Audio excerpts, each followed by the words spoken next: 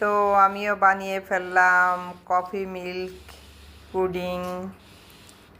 এই যে আমরাও কত সুন্দর করে কেটেছি, আর উপর থেকে কয়েকটা বেদানার দানা দিয়েছি শুধু ইসের জন্য, ডেকোরেশনের জন্য, একটু কালারফুল দেখা যাবে এই জন্য একটু বেদানা ইউজ করছি। উপর থেকে একটু ছড়িয়ে দিচ্ছি আর কি। এই যে কত সুন্দর, শুধু মানুষ খালি কেক খায় কেক খায়। এটায় রয়েছে প্রচুর পরিমাণের ঘন দুধ,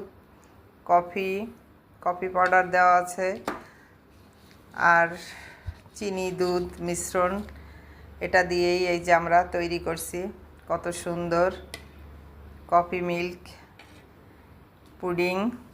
কে কে খাবে চলে আসেন সবাই, মাত্র 100 টাকা পিস নাকি। আমরা ঘরে বসেই সেল করব। আগারগাঁও গিয়ে ওই যে পুলিশ আর আর্মির হাতে পিটানি না খেয়ে ঘরে বসে আমরা সেল করব। কেমন হয় গাইস? অপমান হওয়ার থেকে সম্মান নিয়ে থাকা, বেঁচে থাকা অনেক ভালো না? অপমান হয়ে টাকা পয়সা ইনকাম করে কোনো লাভ আছে? সম্মান নিয়ে বেঁচে থাকাটা ডাল ভাত খেয়েও অনেক শান্তি। তো সবাই ভালো থাকবেন, আল্লাহ হাফেজ।